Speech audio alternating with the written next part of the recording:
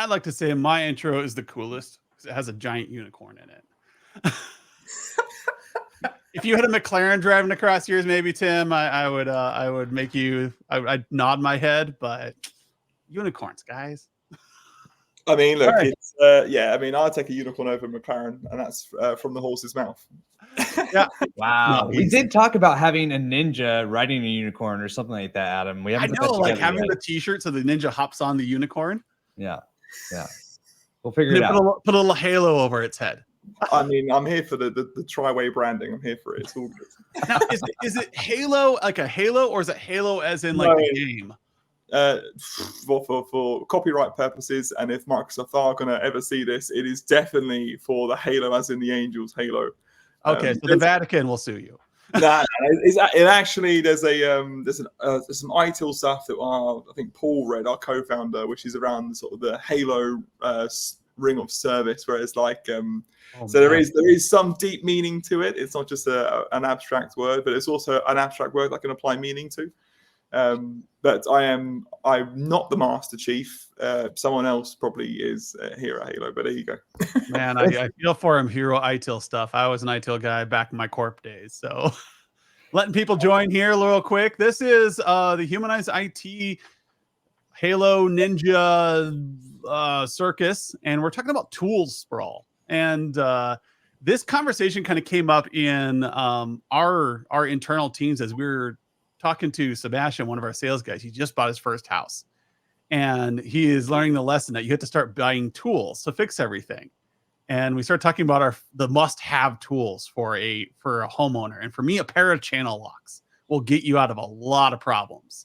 And then all of a sudden, like, it started this whole thread on our Slack channel of people taking pictures of their channel locks and their favorite pair. I was like, we should do a whole webinar on the best tools for IT. And then we started talking about how we talk to customers all the time about there's just too much out there, and they're always trying to thin it down. Like, what's my core stack? So I asked my good friends Tim and Jonathan here to come on, and we're going to discuss this, how to get a handle around it from each perspective. And so, Tim, can you introduce Halo for those people who have not heard of it? I hear you do something in the something about I don't know, cars. Yeah, you're Indy racers, right? Thanks, appreciate that. No, so I'm Tim, and I'm the 11th employee at Halo. I've been here for ages, probably too long at this stage. And anyone who was remotely extroverted, like me, as you get to find out, was immediately put into pre-sales, sales, and now I go to a lot of events and do a lot of crazy awareness stuff. And a part of that, as you can tell from my jazzy jersey I'm wearing, I look after the McLaren F1 partnership, and Adam busts my chops because I see him a few times a year, and it's like, oh, here's Halo, where's the McLaren? So there's a lot of that going on. But Halo's actual main purpose is as a PSA. It's a next generation PSA. We've got a wild story going from bedroom startup to global service player now. The service engine that lives in Halo is pretty much unbeatable. We do ITSM for internal IT teams and MSP, like PSA solutions. But basically your full business operations, CRM, contracts, billing, service delivery for ITIL. That's what we do, and that's all we'll ever do. Because trust me, it's enough to try and do anything else. But that's what Halo is. Nothing to do with McLaren's really. It's just a thing we use and we have fun with. I hate it when like a client says, "Hey, you know what? You could also do this," and you're like, "We're not Atlassian. We're doing what we do well." Yeah, absolutely. So we're never going to do an RMM. We're never going to do. It's such a amount. We are literally a billing tool away from an ERP like NetSuite or SAP. And trying to do like all of that really well as fast as tech moves, Moore's law says the power of tech will double every 2 years, and it's not been wrong for about 70 years now. And trying to keep up with that, with everyone's demands all at once, is enough of a challenge. So we're going to stick to what we do, which involves quite a lot. But yeah, no, we're not Atlassian. We're not ServiceNow. We're not going to conquer the world like that. It's we're going to come. Another tool that's kind of Yeah, we're best of breed ITSM and PSA and ESM solutions, and that's what we're known to do. Sweet. Jonathan, tell us a little about Ninja One. You guys, as if it needs an introduction. Oh, everybody knows Ninja, right? Well, I mean, I would argue the same goes for Halo, and more these days. You too, Adam. Everyone We're still knows very unknown. When people argue on Reddit, they never argue about Humanize IT because we're like the ninjas in the. So you're requesting this. You're hoping this happens. It is a good problem to have, I suppose. But yeah, I'm Jonathan Crow. I'm director of community at Ninja. And I'm just basking in the halo effect of being on here with you guys. We were actually just at a show. We were at MSP GeekCon in Orlando, and we had a joint booth together. So I was talking with Tim. Like, yeah, we were hanging out. We have pictures together. We get along really well. And I think it's because we take a similar approach, right? Like we're trying to build something. I mean, everyone knows what an RMM is. And we have veered outside of that a bit. I mean, we're calling ourselves endpoint management, but it's your RMM is at the core of it. Your patching. I mean, Tim, to your point about technology is always changing. Patching, the sand is constantly moving under your feet. It requires so much development, R&D, and everything. And in fact, we have extended out into backup and documentation, super bare bones ticketing. But I mean, it's not. Anytime we get someone, we refer to you guys as a really great, super modern PSA option to check out. But yeah, we're just trying to build really great tools that are the MSPs need. And I would say our superpower is really even beyond, like, I think it's very relevant to this conversation we're having, right? Even beyond the specific tools themselves, we've always been build versus buy. We're always trying to maintain a very tight connection with our customers and with the MSP space in general, and get the feedback that we need to keep things moving in the right direction.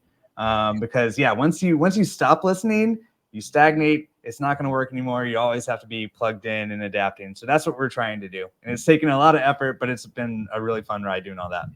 Oh yeah, and we have a lot of fun. Like the D&D session we did last month. Yeah. Gonna get Tom Lawrence on there and a few other people, and we had a great time. I appreciate with you, like, I think we were at a show and you saw the D&D, the backups and bandwidth shirt that I was wearing, and you're like, oh, okay. Here's the type of nerd. People. Yes, a subsection of nerdery. It's not even just like nerds in general, because that's goes without saying. It's like another mini nerd tribe. Yeah. You find your people really quickly. So the topic here is, what is tools? We'll get you too, Tim. Don't worry. We'll get you playing D&D. I'm here for it. Let's go. Give me the t-shirt. Sign me up. We'll do a D&D car race. Ooh. Oh, now we're talking. How long was your pit stop? Roll a D20. Yes. Oh, nat one. Oh no. Fuel all over you. So, what is tool sprawl? I want to hear your guys' definitions of tool sprawl. So I'm going to go back to Tim here. Sure. What is tool sprawl, and how is it affecting? Why is this such a problem today? Yeah, that's a good question. I guess it's part of a journey that an MSP goes on, I guess, where you have a tool set when you have a problem, and then you go and buy over time specific tool sets to fix that problem. And over time, it's just amasses and it bloats, and basically you end up with a massive tech stack that's not interwoven. And you'll speak to people who sell you these tools, and it's like, oh, you can't use a Swiss Army knife. You need to have the scalpel. And then you have a whole collection of scalpels, and then you have no way to tie it together, I guess. So it's just something that happens over time as you have like the failings, or a new piece of tech comes along where you acquire tool sets to try and add value to what you're doing to make your life easier. And you end up, in a scenario where you have bloated costs, you have different departments, different infrastructure points using different tools, and it just inflates. You have unsynchronized UIs. You're unable to get the right insight at the right time. There's loads of things like that, but that's to me what tool sprawl is, and why it's not a good thing, I guess. Jonathan? Yeah, I mean, I think that it certainly applies to MSPs and us here on the call. We like our shiny tools. We want to check things out. In fact, at MSP GeekCon, I mean, a lot of the sessions are about really they're geared toward technicians and empowering them. In a lot of cases, there were talks. They were like how to pitch a new tool, and you don't want to take that away. You want to empower people. They're drawn to wanting to use the best tool that's going to help them do the coolest, newest thing. But of course, you have to balance it with you're running a business. Standardization, is something that's been preached for years. There's tons of value in that, right? I think it comes down to, as always, there's no one right way to do things. You just have to be smart about it and really look at your business and what you stand to gain, what you stand to lose. I mean, as you pointed out, there's the cost. There's also increased attack surface. There's who is going to be managing these tools. There's a number of alerts and things you're going to be getting that could be completely, distracting. And then beyond the MSP space, there's also everyone here on the call, they're customers, right? I mean, so I'm in marketing really officially. I'm community, but I'm kind of like the weirdo member of the marketing team. And I think we're probably a good example of people who abuse this a lot. Like, are we supposed to go through IT to get all of our software? Yes. Do we do that? Maybe not. And then lo and behold, if you grow to a certain size, maybe we've got two different tools that could really be one and that aren't approved. And if you don't keep on top of it, you got a ton of shadow IT that's introducing that complexity and the additional costs, all that stuff. So yeah, I mean, tool sprawl, it's a thing, right? Like there's obviously the things, the way that we're framing it, it's bad. But I think there's parts of it too, where you do want to explore new tools. You don't want to take that down. You just want to be aware of the trouble that things getting out of control can have. Yeah. I guess that's down to making sure you're just in the market, going to conferences, speaking to people, having a relationship with your existing vendor. When you have a problem, speaking to them about it, that sort of thing. If you have a good vendor, they'll do something about it typically.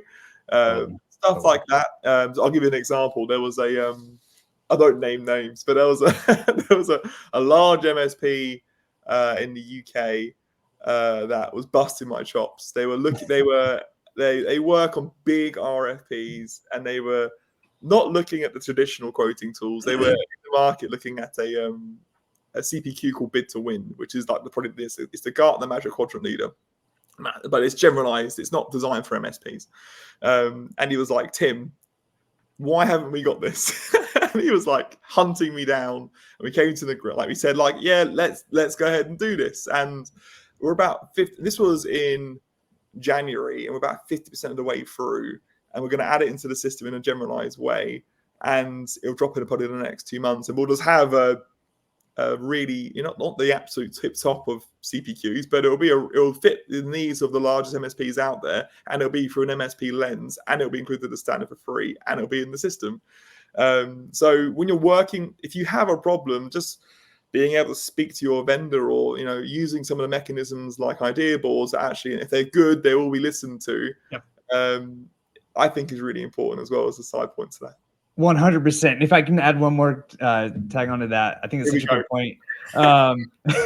There's asking why. Like, this is something that the product managers. So right before GeekCon, we had a customer advisory board event, and the product managers had an offsite. So it's cool. All this stuff is very fresh in my mind.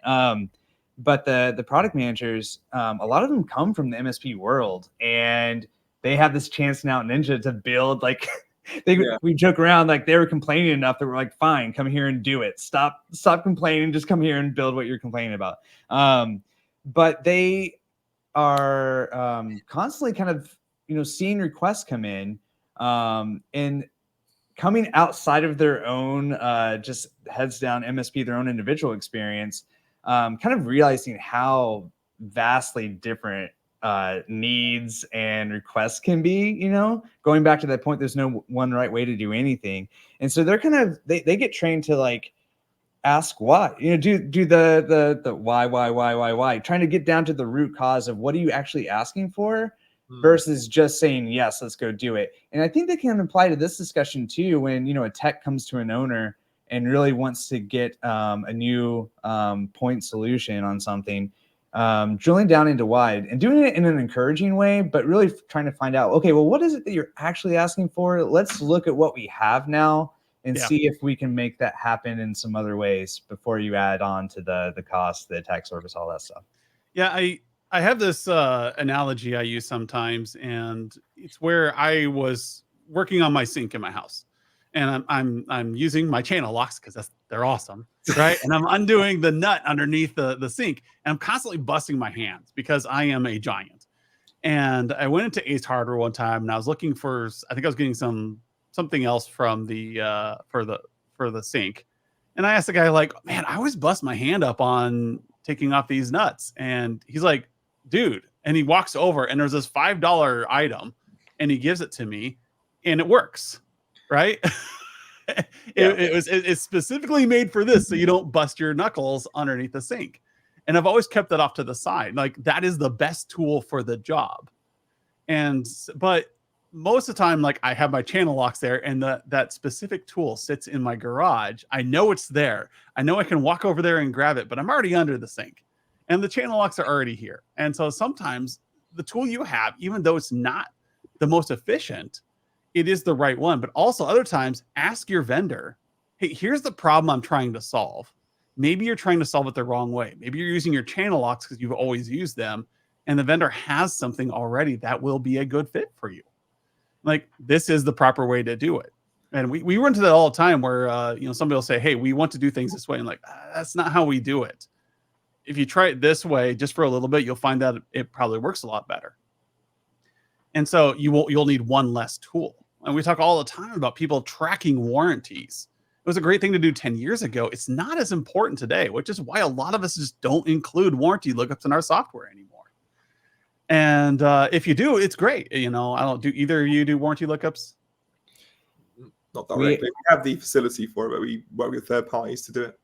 Yep. Yeah. It's something where we may have news on that somewhat soonish, but yeah, I mean, but that again, like you're on sand, right? Like you're on sand that's constantly moving and everything. So yeah. So my point there is that when you're looking for a tool and you find out that you're busting your knuckles, it's very painful and you can't find the right tool, you might have a breakdown in your process. You might have to rethink how you're doing things. If Ninja and Halo don't think this is important to integrate, there might be a reason for that. You know, if you're looking around like no one has this feature, you might start thinking about your internal processes and think, is this the right way to do this? Maybe I should ask for some advice. Is anybody else got a better way to do this? Yeah. I think that's really something I really find that's quite interesting as well. Just having the ability, you know, that MSP community is just so valuable. What has been created for this space, because, you know, someone who has total visibility on both sides, so like for internal IT on the ITSM market versus like what we have in the MSP community, is just different gravy. And you see it on the different sides of the Halo company, because we do full ITSM and PSA and we can it up and set it accordingly. And there is no community where people can sit down, have a conversation and really understand that. They have to rely on the vendors to do that. So if they don't have that reception, they just don't really get much forward. But yeah, I totally agree. It's I think thing is, Halo's always been maybe you think the same here, Jonathan, where it's always been a request-based development. So it will be, you know, community-driven developments. So it's not like it's not. There's a reason it's not here. It's probably maybe it's just, you know, I never really think that personally, because of how the rate that the world moves at, it probably is a problem. We just don't know about it yet. But I think that coming back to that point earlier about having the customer or having the MSP qualify the request before they make it, even when the request is made, as vendors jumping into it and really figuring out exactly what the problem is for the right solution to be there, because you can end up with a crappy tool pretty quickly if the answer is always yes. So I guess our project management module, for instance, we're going to be integrating with Halo. And what we're looking for right now, and I've told people this a bunch of times, like, I want to see your process at the MSP on how you're managing projects so that our tool can make sure the mapping works very fluidly between us and Halo. Yeah, great. It's not a limitation on Halo. It's not a limitation on Humanize IT. I want to know what the process is so we can replicate it from your standpoint. And that's that community driven. So I'm not going to dictate to you how to do things. Yeah. I want to know how you're doing things so I can set up the API correctly. Yeah, absolutely. Yeah, totally agree. It's super exciting. Can't wait for that as well because there's some good stuff. Yeah. It's going to be cool. But yeah, no, we've got right off topic on tool sprawl. But yeah, it's. I tell you love those channel locks. For me, I've always taken this Swiss Army knife approach, where instead of the scalpels, where you're right. If it's in, if it's in the garage and you're not going to be able to get to it, having something which is will do 90% of what you can do, and it's there right in front of you, and it's with the other stuff that you use all the time, and it's it's bringing us back to software, I guess. If there is a major incident or something bad happening, and you get on a conversation, on a call with people, and people are coming to the table with different perspectives from their own siloed visions because they have all different tools. Trying to ascertain where the problem is really hard when you haven't got, because they're not woven into each other, I guess is what I'm trying to say. So that's that's I'm not sure you think about that. Yeah, and some of the problems with tool sprawl is it's like my own garage. There are too many tools in there, and I'm looking for one specific one, and I can't find it.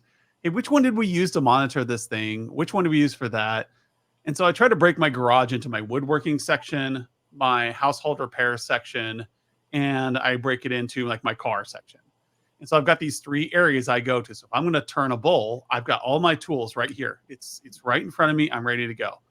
But then I've got my home repair, which is my toolbox that constantly gets heavier as I add one more. Because if you do a home improvement project, you're going to buy one more tool. That's just the way it goes. But you really got to build it down to, in your MSP, what are the things that you actually need to deliver to your client. Now, everything else is fluff.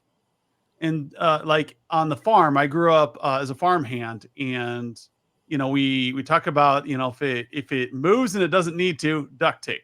If it doesn't move and it needs to, WD-40. Or you can fix anything with baling wire and a set of pliers. So you see all these janky solutions on farms. It's because you're out in the field and you've only got these things to work with. You learn to be really creative with them. And so in an IT department, I always broke things down into monitor, managing, and presenting. It's kind of like the plan, build, run methodology, if you guys are familiar with the PBRs, other than the beer. And so what I mean by monitor, manage, and present, you need to monitor what your client is doing. You need to manage their assets and their business. And then you need to present solutions to them that they can solve and understand. Like, we're going to do this thing. And you do that, and your tool should fit in there somewhere. And what we're going to talk about today is monitoring. Tim, you guys do the great job monitoring, right? Oh, or is that somebody else? Yeah, you scared me for a second there. What he does, like I don't. See, this is what I mean by best in class, right? You guys focus on that monitoring section of the MSP, that necessity. I need to know what's going on with my clients. So tell us a little bit about how a tool for monitoring, and like all the tools like that kind of come up. It's not just a heartbeat, a ping. Like back in my day, I had a bash script that ran on NT4 boxes, and it reported back the keys and the health of the PC as well as the software. That was it. I'm guessing there's more to it now. Yeah, I mean, when we talk about it all the time, in addition to the whole working from anywhere change, just the fact that there's more endpoints than ever. Before Ninja, I was working for an endpoint security startup, and there was a big discussion about this too. Security, like the endpoint, is just so crucial there. And I think that's become more and more of the case, and especially with edge devices and things like that. So having visibility, what is actually on your network, In some cases, what devices are off your network, but still, connecting and putting you at potential risk there. Being able to get real-time visibility and being able to proactively do some management around that. That's really at the heart of it for a lot of what we're focused on, and a lot of the value that we provide for sure. That challenge has been expanding, and we've had to do some development to help expand that too. I mean, we're on a path to making, OSs.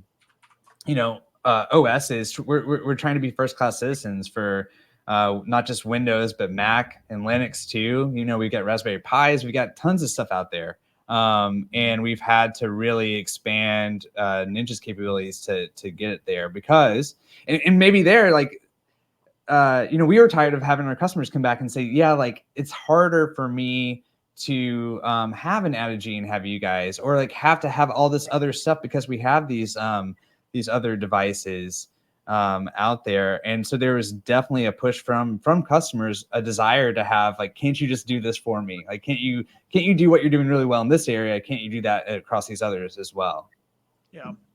And I think that's where I love what Tim said earlier, where he said, oh, we don't do warranty like us. We let somebody else do that. Somebody who's really good at it, who wants to deal with that headache. The other day we made the call, like, we have a NIST audit. And we're like, we have a Cyber Essentials 8. And like, how many of these do we want to make? And then Tim Golden is over there with Compliance Scorecard going, we're best in class for compliance management. Like, okay, fine. We're just going to integrate with him. Anybody who wants to do compliance as a service, hey, look, there's widget. And so it takes a lot off your shoulders so you can focus on doing what you do really well, monitoring. Yeah. What is it that you need to do well? And we see that as companies mature and they start losing focus. And I'm not going to name names to quote Tim, but you start to lose focus and then you become mediocre at everything. It's like you become the master craft of tools. Whereas like, it's good to buy the Mastercraft chest with everything in it, but at the same time, I like to pick my tool. Like my channel locks are not Mastercraft. They're a specific kind that I love. My screwdrivers are a specific style that I love. And I put them in my chest and I have a few quick things to put there. But if you lose focus on, I am the best, like look at Brooks shoes. They make running shoes. That's what they do. They make running shoes and they are amazing. They don't make cleats. They don't make all this other stuff. They make running shoes. And they're some of the best shoes you'll ever wear if you're a runner or a walker. There is a balance to this though, because like, because then having a bunch of point solutions, you do end up with promoting like tool sprawl. The expansion does make sense in some regards with boundaries. Like, I don't know, like, well, security is a great example of this where, we've seen a ton of consolidation, but there are considered some needs. Again, just going back to the needs, right? Like, there's going to be some people who have compliance standards or just higher needs for more specialized tooling. And having the just 80% thing isn't going to work for them. But a lot of folks it will. And so I don't know, like you have the tools that have all the same battery packs, right? And like there is some value there, but like, I think it's just really like an odd balance. The other thing I wanted to say really quickly was that, this space that we're in, like how many of these tools that we look around in the ecosystem that are either still independent or have been gobbled up started because there's an MSP who is like, I'm tired of asking my vendor to make this change. And so I'm just going to build it myself. And a great recent example of that is SIP. And for anyone who hasn't used SIP, it's the Cyber Drain Improved Partner Portal. I think I got that right. Created by Kelvin. I'm not going to try to say his last name. Wonderful Dutchman, super active in the community. And it's based around O365 management. And that's something that our customers have been asking for a while. But going back to your point, Adam, like we, that's such a different area of an expansion. And we were focusing on so much already of what our core strengths were. We decided to partner with those guys and contribute to it. And they built something really cool and awesome. But yeah, I mean, it's I guess like I bring it up as it is a funny balance. Like Sprawl is real, it has its risks. The everything all in one and kind of degrading, like, you know, the effectiveness of tools, there's risk there too. Yeah, I agree. I guess for me it's an attitude of a vendor where it's like, oh, let's use this, we integrate. And after a while, when you've just given up and trying, you know, when you're, as you mentioned, been gobbled up so many times and all the vision has been drained out of a company, and I guess that's when it starts happening.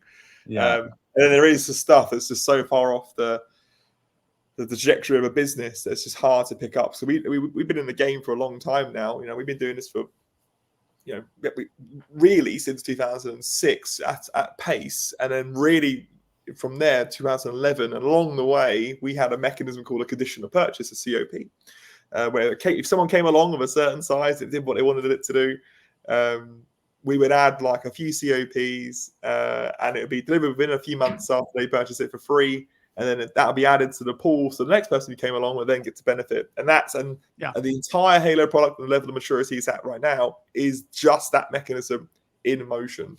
And along the way, when I'm chatting to thousands of teams over the last few years, there's been stuff like, oh, Tim, can you build an entire risk management solution? I want to manage my SOC too. Just slap it in there, you know. And then there's stuff like, you know, that's really hard, you know. And as you said, 80% is not good enough for compliancy. It needs to be 80% is not good enough. Yeah, well, and then there's also the other side of that where people want us to build our own finance tool, our own billing gateway. And I'm like, there is so much red tape around that, probably for the right reason. Do I want to become an ERP? Do I want to compete with NetSuite? Probably not. Can we just focus on service, please? And you know, and now we're really maturing. So that engine that we did, because it's really common between the ITSM and PSA side of what we do, it's really good. It's probably unbeatable. I'll probably say this, you know, without, you know, going too far, within reason. But it's really, really good. And we're really maturing now a lot of the rest of it that MSPs specifically want, which is around sort of the projects and the sales. So if there's, you know, just a call out to anyone who's listening. If you want to go start a Halo trial and give me some feedback on the CRM, I am working on it this week. I'll be happy to hit anything. Awesome. Yeah, so there's stuff like that I want to know about. But yeah, so it's the attitude, it's the trajectory of a business, it's an attitude, and it's you know, you have to think about what the wider community is doing as well, I guess. We integrate with SIP as well, just to add on to the end there. Yeah, and this integration, this partnership is kind of what helps a tool to be great. So when we're talking about monitoring of the devices, like, it's easy to get lost in, oh, I could do this and this and this and this. Like, yeah, but does it really help your client? So when you're monitoring, like, oh, I could dump, like, I remember I used Logarithm back in the day in the corporate side. And I was like, oh, I want all the logs. I want everything all the time. And like, you're turning on verbose mode and like, it's just so much. And like, I didn't need all that detail. And I bought like 6 different like tools to help me gather all this detail. And now I'm dealing with terabytes of information. And it's overload. I'm like, okay, so we stepped back as an IT department and said, what do we actually need to know to effectively build the environment? And that's what you as an MSP need to decide. And, you know, like a Ninja can help you decide, like, did you really need to monitor how many times the toilet flushed in the bathroom? Probably not. You know, there's a reason why Ninja does not have that as a feature. Maybe you guys do. I don't know. You know, but don't tell them what they need, Adam. We tell you what you need. How many times have you heard an IT person say, I know what my client needs? But like, the idea is like, what is it that you're trying to accomplish? What do you need to know when it comes to monitoring? And that's how you decide, is this the tool for me? Because it's easy as an IT guy, like, oh, that's really cool. But why? Why do you need that information? You know, why do you need to know the warranty so bad? Why are you spending so much money trying to track warranties? I know why you did it in 2010, but why are you doing it now? And there may be a good reason for it. And you do need to spend money on a tool that manages all that for you. Or maybe you do need to monitor how many times the toilet flushes a day because you got low water pressure or something. Okay, there needs to be a why there. Well, did I pick the wrong analogy? I think this goes into a really cool or interesting tangent conversation, which is, we're saying tool sprawl, but this same concept kind of applies beyond just tools or software specifically. I mean, how many folks have the techs who, if you give them the time of day, will like totally go down the rabbit hole and just engineer things to the nth degree, right? Because it's fun and because they're passionate about it and they're really good at it. But then you kind of have to remind them what the scope actually is. And I think that that also applies in some things we see a lot.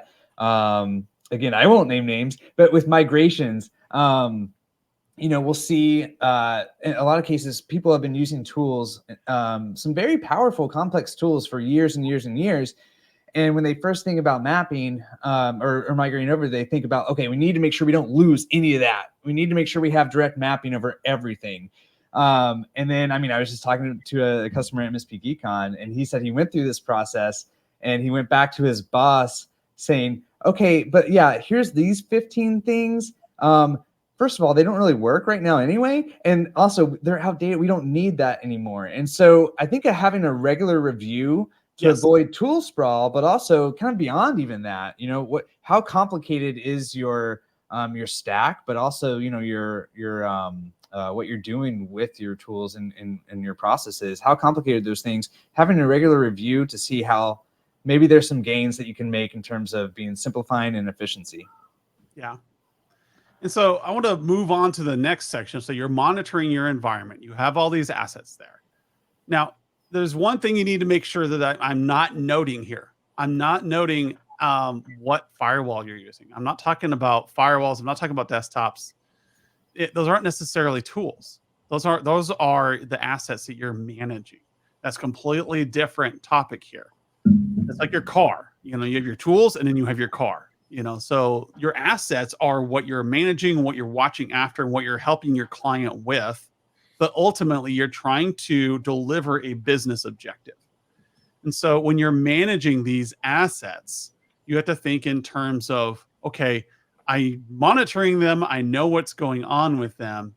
Now I need to manage and see a cohesive view of what constitutes this client. And that's where, Tim, I need you to talk about Halo. Like, there are a lot of PSAs out there that claim to be able to manage the whole environment, do everything you want. But what is it at its core that you do need to manage? What is it that you're working with there? Sure. So when you integrate Ninja into Halo or sync across the customers, anyway, sorry. when you bring the assets into Halo from an RMM such as Ninja, no, I love the inevitability. It will map your customers, sites, end users. It'll do all the asset and the mappings, and it will do full alerting as well. And Halo has a CMDB, an asset register in the platform. And when you put stuff in there, it's like a slave to the master. It's just constantly syncing in there. But what it can do in there is what helps drive the value to the service desk and what the team are trying to achieve, I guess, as well as projects and also billing and other stuff, and even like internally useful. So, for example, it will do two-way syncing or map all everything across, and it will allow you to leverage that for service, billing, and reporting purposes. So, firstly, you can map, because we're full ITIL v4, you can map upstream and downstream relationships into there. So you know who owns it and also how it sits in the environment, what's connected to it, how's it connected. The full mapping's all in there as well. So when it gets brought into an incident, you can see what it's doing. And with a small plug here, since Jonathan's on the call today, we've recently released a brand new two-way integration with Ninja, and I've been playing around with that, and it's good fun. And it was funny. I rang up Pete, and I was like, "We're doing this. It's happening," and off we go. And it was, and it just happened very quickly. But basically, yeah, you're able to do now. You're able to do two-way integration, so you can do scripts back into Ninja from stuff we see in the service desk, which is a whole new frontier for us, and we can think up some very jazzy, cool ways of playing with that. But the main value is it brings it directly into the real-time service scenario to enable techs to see visibility for what it's connected to answer the question. And yeah, there are a lot of PSAs out there, and I'm not throwing shade. As much as you want to bait me, Adam, you're waiting for me to say. It's what I do, guys. But yeah, basically, yeah, having the visual, having it easy. I guess the word is accessible. When you have a modern architecture and it's fun to use and it's quick, it's you can have a tool that does the most mature service functions, but if it's not quick and easy and usable, you're never going to be able to use them. So if you have like for like and the one is quick and easy, you're going to be able to deliver the higher end of degree of service that you might not be able to do previously. But yeah, for that, and then for financial data as well, which can then, so if you are as an MSP billing per asset or endpoint that you're managing to the clients, we can then see what Ninja's scanning, put it into the customer's contract, and then bill it as well. So you can alleviate a lot of the stress for finance teams at MSPs having to work that stuff out. So from asset counting for finance teams to be able to actively see what's going on, and then all that data is then reportable as well, and you can see the most troublesome assets and stuff like that. But that's what I see. And I think you need to remember, like, as an MSP, a monitoring solution doesn't care if a device is healthy or not. He's just going to tell you, hey, this guy's not doing well over here, or he's going to report back to you. The management tool is aggregating all of this and saying, do you care? What do you want to do about this? Where are we going now? Now, is somebody going to come out and fix this, or are you just going to leave it? And so that's the actionable part of an MSP. So you can have a great monitoring tool, but if you don't have a great way to activate your personnel and to communicate that what is going on with your client, you're going to fall apart. You can say, hey, I guess I can look in the historical logs and see that something was going on 3 months ago. Doesn't do me much good right now in an outage, other than some troubleshooting. But I still need to create that ticket and start talking about, okay, where are we going from here? Where do we need to go in the future? And so there's one more piece of that conversation, which we need to do is we need to integrate what the client needs. And so that their advice and their flavor gets added on to your management of devices. Which device do you prioritize? So you can tell Ninja, hey, this is a high priority device. I'm going to run some extra scripts there and gather some extra data because the client needs to know if this SQL server is sick, because that is the core of their business. They're running mappings on that 24/7. And if it goes down, it's a lot of money. And so being able to take that conversation of what does the client care about, what are the state of the devices, and stitch them together in a management environment is where we end up being in a tool set. Do you have tools that take things from endpoint to customer? A lot of MSPs I look at stop at endpoint to management. There's no conversation with customer. So you walk into your customer and you're talking to them about firewalls, about downtime on server arrays, and the client does not care. It's like your mechanic coming into you and saying the widget is broken inside the engine. Cool. What now? Yeah. The client's like, how do I get my air conditioning working in my car? That's what they want to know. They don't want to see how the sausage is made. So you can look at your diagnostics, your monitoring, and say, ooh, this is broke. Let's look at the history here and see what else has been going on. Okay, I can make the air conditioner work again. And that's that presentation layer that you need to work on, where Halo will help you with the billing. That's presentation layer items. That is a tool that you have. Is it good enough? It's great to be integrated into your PSA, and so that it simplifies your life. How are you talking and presenting to your clients? People talk about QBRs all the time, and every vendor wants to talk about how they're a QBR vendor or they're a client engagement vendor. And really, it's a list of assets and a spreadsheet you're going to talk to your client about. It's talking about the engine parts rather than the business parts. And so your third thing that you need is you need a way to present to your client in a meaningful way all the data in your PSA and your RMM. And so it trickles up so they can see, like, this is what's going on in my environment. I have a client who, or had a client who I was working with, had an MSP working with them for 15 years that never figured out that the internet was slow and the client needed more internet because they were working tickets. They were managing things, they just never got to talking to the client about what their pain points were. They would come in, fix printer, fix PC, and walk out. There was never a conversation with the client about how are we doing? Are we fulfilling your needs? And they say, well, the internet's a little slow, but that's just the way internet is. Well, actually, your internet's slow because you're running a 20 meg pipe with 250 users. We have fiber to the curb and it's subsidized for schools. Let's go ahead and do that. Okay, now let's look into our managed project. Let's look into our PSA and say, what do we have in the PSA that will help speed up the internet? And then the PSA sees that, oh my gosh, the monitoring system says that they've been congested for the past 2 years and no one's noticed. And now you can have a project. You're not selling a firewall now. You're selling that internet being absolutely fluid.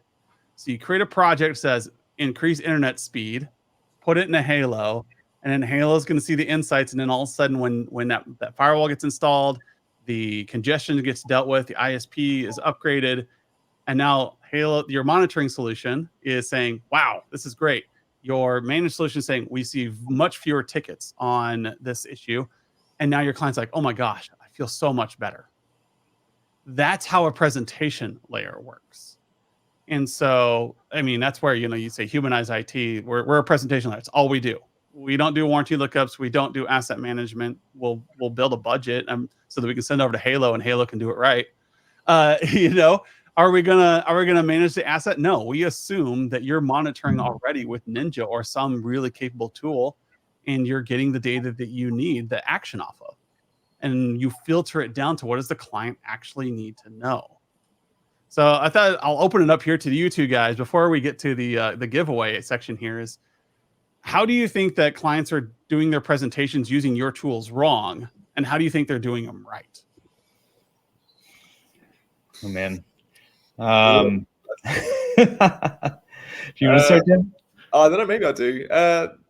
I'm going to start with the wrong. I'm going to start with the wrong, and then I'm going to leave it on a lighter note. So the trials that come with Halo what people would use, and they will not do the presentation stuff because they're so invested in making the PSA do the PSA functions. Because there is some capability for this, but it's typically not it's not Humanize IT. And you could spend ages trying to make it look really sexy, but basically people will just pick it up, onboard it, and then they'll just use the default stuff out of the box. And some of it even says Halo PSA on still. And so I would say either take it and use it and do it right, commit, or leave it, put it to one side and use something else would be my suggestion. The bits are in there to use, but you definitely need to work. If you're going to use them, you need to make sure your eyes glance across them, I'd probably say. And then people doing stuff right. So you can, in the portal experience, I've seen people create some really sexy visuals, but those guys are power users, and I guess that knowledge is not well known. And it's great for that individual or a couple of those MSPs that can achieve that, but getting that at a scale that's meaningful for the rest of the community. I mean, even the stuff out of the box. If you want me to throw shade at them, I'll throw some shade. Even out of the box, if you're an MSP going up against other MSPs who aren't using something like Halo, have that default out of the box capability in the portal, yes, you'll be able to compete. But certainly, if you're really invested in the level of value and how you're returning reports and visuals to customers, bolting in something like Humanize IT would be just, from experience, how it's delivered, specifically what they need. It'll be really good straight away. But that's what I see from negatives to the most positives. I think with PSAs, the biggest mistake I see people with PSAs is they review tickets in their meetings with clients. People want to know. They don't review project roadmaps. You got a great project roadmap tool in your PSA, and they don't bring it up with the client. They bring up, okay, here's how many tickets we closed. Here's our metrics. Here's our KPIs. And the client's like, yeah, what can I do off of this? Exactly. There's so much great data in Halo that you can talk to your clients about and for a presentation layer. And they avoid it because Techs care about tickets. Techs care about speeds and feeds. Customers care about money. They care about profitability. They care about business flow. So, Jonathan, anything here for Ninja? Do people just show the raw feeds with clients, or how does that work? Yeah, I mean, I think, you know, the three of us, we're drawn to each other for a reason, right? I think there's a lot of honesty and self-awareness here, and the baked-in reporting with Ninja. Like, if you were gonna just go to a client with that, I mean, yeah, kind of good luck to you. Reporting is one of the areas that we're really trying to improve in that way. But yeah, I mean, your reports are directed towards text, right? Getting insights into what's going on. Yeah, in some cases, I mean, there's like, you know, patching, for example, is one of the maybe exceptions where it does flow up into an area, especially when compliance is involved, where that is a report that is technical in nature, but other people above the technical level could, you know, do care about it. So we do pay attention there, but very similar answer to Tim. So we have our power users, some of whom are on the chat here, who can do amazing things with the API or leveraging some other tools like Power BI and things like that, and doing really cool stuff. But you know, I think part of this conversation too, like, there's the saying talking about tools, right? A tool doesn't make a good craftsman, you know? And I think it goes back to what you're talking about, Adam, like, especially when it's presenting to leadership and tying IT investments and IT performance to business value.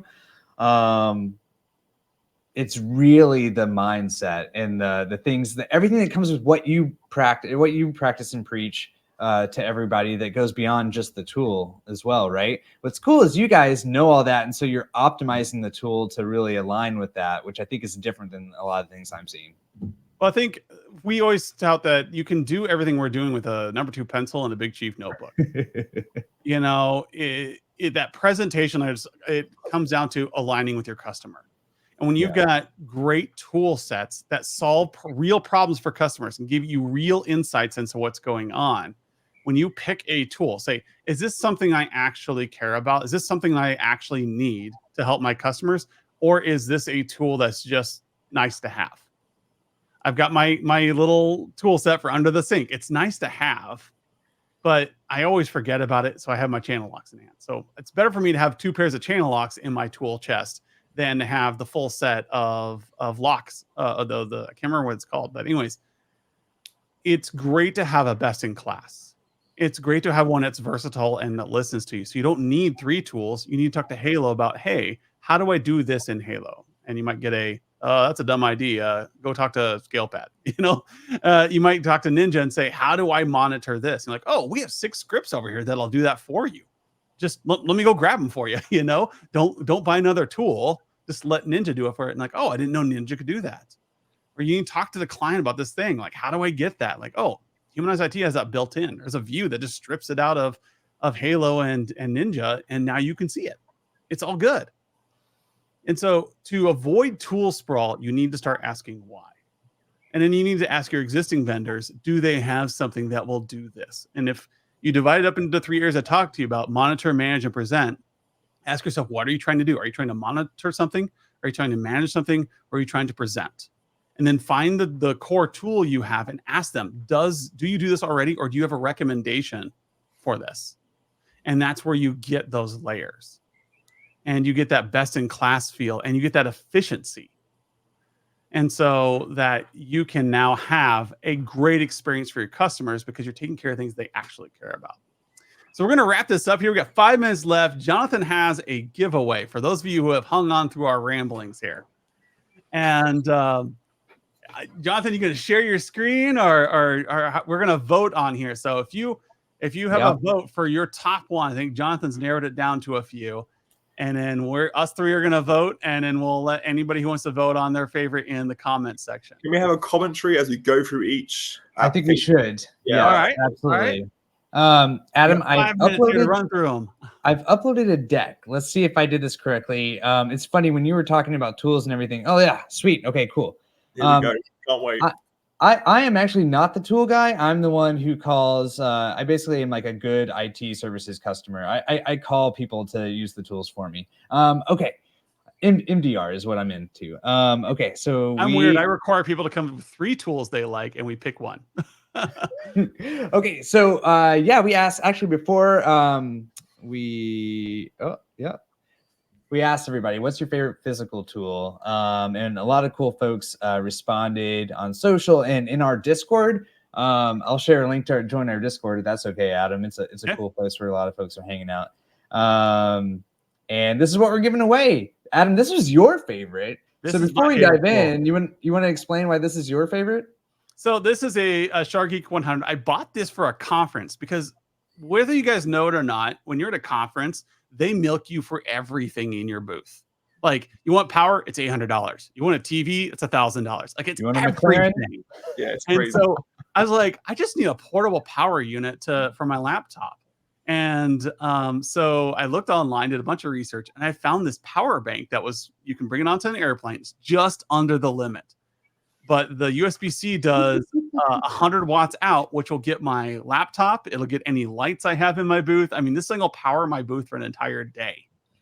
And and I go back and I charge it in my room at night. I'm like, man, I would have loved to have had this as a tech, because you just put it in your bag and pretty much any device you have, this thing will run. And it's got multiple outputs on it. So, and it'll tell you what's the draw power. So how many watts are you drawing? How many amps are you drawing? All that nerdy stuff on that display up top. It is one of my favorite tools I've ever bought. Wow. Yeah, I mentioned this, we had posted in our Discord, and that was actually the first question, was like, or not question, first comment. Someone was like, yeah, that looks like this is totally not a bomb tool. It's supposed to be transparent so that the TSA doesn't call you on that. Oh dear. Adam, I want to ask you, I've learned today just how masculine you are, I think. And I want to know where you find your tools. When you're looking out in the market, I'm not talking software, I'm talking channel locks. I'm talking, by the way, you should definitely have some Humanize IT channel lock merch, by the way, because I would pick up a set immediately. But I want to know, when you're looking for power banks, where are you looking? Because go on, I'm interested. Here we go. The power bank here. Well, I go online. I just start researching and I ask people.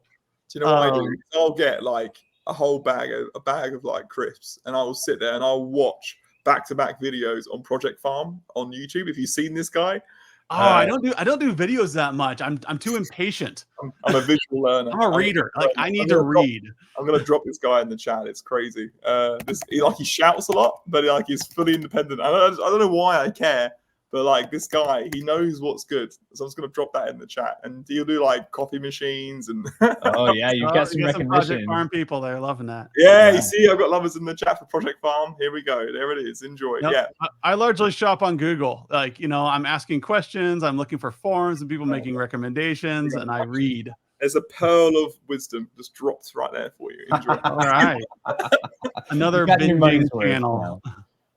Okay, well, let's look. So we had some submissions here. I'm deducting. Oh yeah, the reversible screwdriver. I'm deducting points because it's not a real photo. It's just gone straight off Google. I actually got something kind of similar, although not as practical, from Huntress's swag. This is like full of the screwdriver bits or whatever.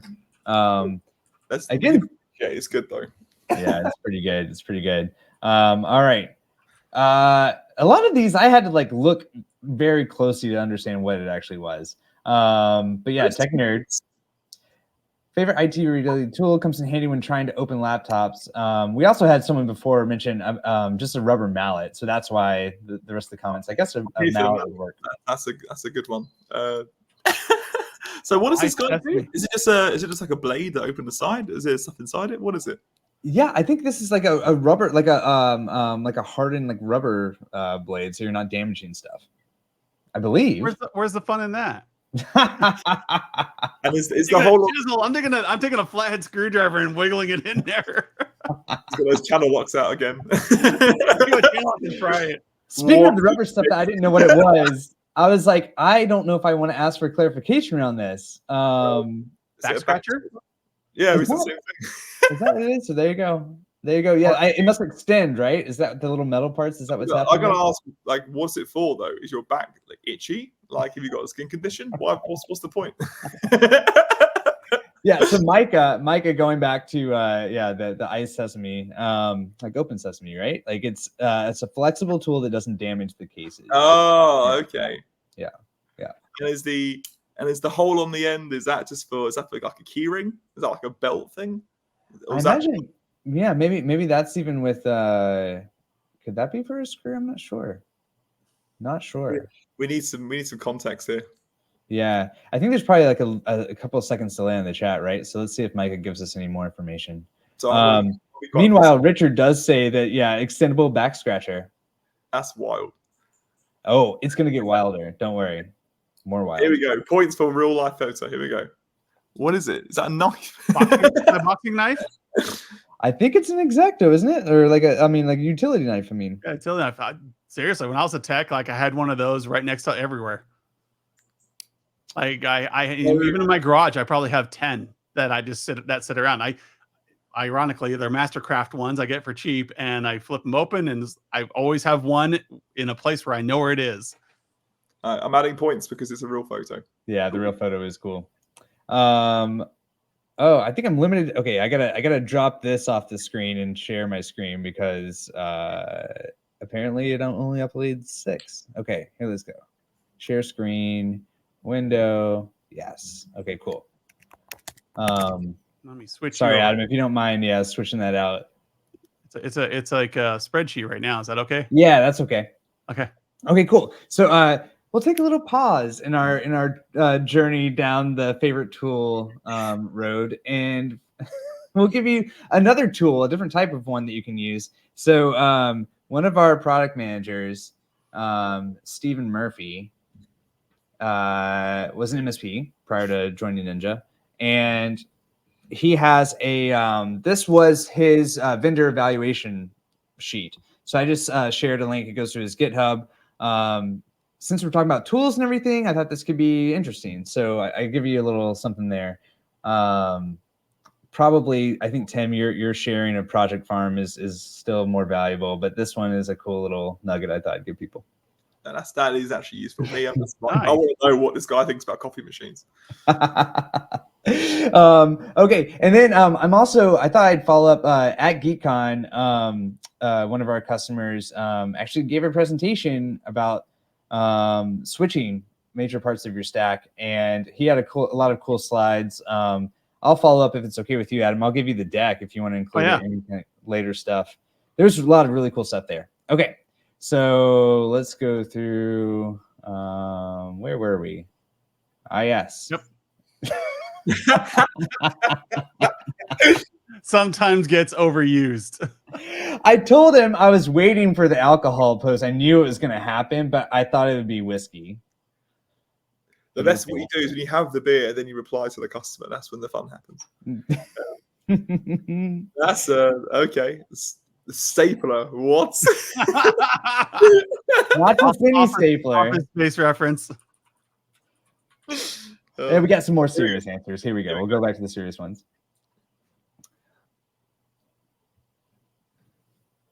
Actually, I kind of want to know what your favorite beer man. is. Have you guys got favorite beers? What is it? I want to know. Whew.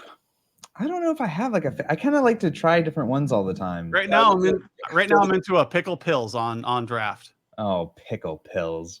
That's great. I mean, I don't know what it is, but as a Brit going to Pilsner, and you put pickle juice in it with a dill pickle. Tim, are you do you go what's your favorite well, I'm in the US, I'm getting more into Modelo. I'm gonna be boring, but I was not ready. I was not prepared for the pickle juice beer. All right, Adam, you win this round, eh? That was a wild comment. You asked. Judging me now. This is cool. This is cool. I like this. Portable monitors, yeah. I want to know what does the mug say in the background? That's what I want to know. Oh, can you see that? I can't quite see it. I wonder if I can get it. Well, All here. All right, we're about 5 minutes over here, so let's. Okay, we'll keep it moving. Sorry, yeah. Oh, it's So pocket this one- knife or that. Yeah, because those are great for pry bars. They're great for opening. But if it's one of the reversible ones, I can get a Phillips on it. I'm sold. So hang on, it's got a bonus. It's got a clip on the side, so you can, that's like a pen knife. That's pretty cool. Yeah.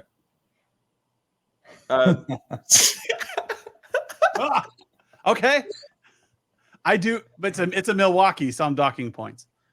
Oh, you're about to start a war. Like, what's your what were you, Adam? You've told me this before, and I forgot. Well, for a lawnmower, I'm a Cobalt. For tools, I'm a DeWalt. DeWalt. All right. Lawnmower. I've got like a really English lawnmower. It's used to they use it like when in the Queen's Garden or the King's Gardens now. There it is, the faucet change-out tool. What is that? That's what I was talking about. That's how you undo your faucet. He posted it after you started. I'm looking at the timestamp here.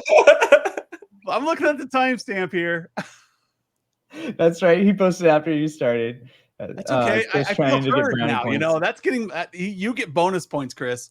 All right. So those are our options here. We got to pick a winner now. You know, for handy tools, I'm kind of going for the $3 reverse screwdriver. And that's a good tool. This one? Yeah, like I don't like the meshy handle. I like mine to have a firm handle. Now I'm going to tell you why I'm not picking this one. There's two reasons. You hit on the handle. How dare you? The handle it looks like a bathroom scrubber. Like that. Like if you had chosen a different screwdriver, I would have been like, yeah, you probably win. This is right. Even though the second reason why I'm not picking it is because it's an image of Google. I mean, to be fair, I'm right there with you. But to be fair, he's probably at work. He probably took this. Like, you can't go back home and get like. But then I guess if it's not his favorite tool, he would have it with him, right? That's lack of commitment. So, if it really is your favorite tool, it should be in your pocket right now. Exactly. Is there anyone giving this the vote? I mean, Adam, I think was good. That's got my vote so far. It's straight out the gate. You're countering me. So Tim, what's your counter? You'll see in a second. I'm gonna say. I want to go straight in with the back scratcher. I think that thing is the iconic. Back scratcher. Yeah, it's iconic. It's great. I love it. It's left field. Perfect. Like that thing. Like I reckon that could do some damage. So you know, if it was a magnetic back scratcher, I think I'd be more on board with it. It's also double-sided for like double the scenarios. So that's getting my vote. It's like the toothbrush, right? Like you got like the tongue scratch. Yeah, it can be a toothbrush. You're out in the field. You haven't got other tools. You can use it as a toothbrush. Okay. I don't know how we were planning on doing this with three, and each of us could have 3 picks. So I feel like I have to be a tiebreaker. I feel like I have to choose between these two. Yeah. All right, Jonathan, you get to be the tiebreaker. All right. Look. Okay, I'll get off the fence and I'll put it to the laptop blade. Okay, because it sounds like you're not going to choose the back scratcher with the laptop blade. Okay. So Jonathan, you get to pick now. Oh wait, okay. So I'm choosing between the laptop blade and. Both got 1 vote. You get to be the tiebreaker. Who do you like more? Okay. I mean, audience. What do you think here? Very democratic. We fought a big war over that, Tim, a long time ago. I'm catching flack. It was. Okay, I'm gonna give it another second while we let this delay go out and see. Oh, Peyton says screwdriver. Screwdriver. Anybody else? No, this is your opportunity. As long as Peyton wasn't the one who said, "Oh, okay, Richard is." Yeah, let's go with the screwdriver. Screwdriver. Woo! For the win.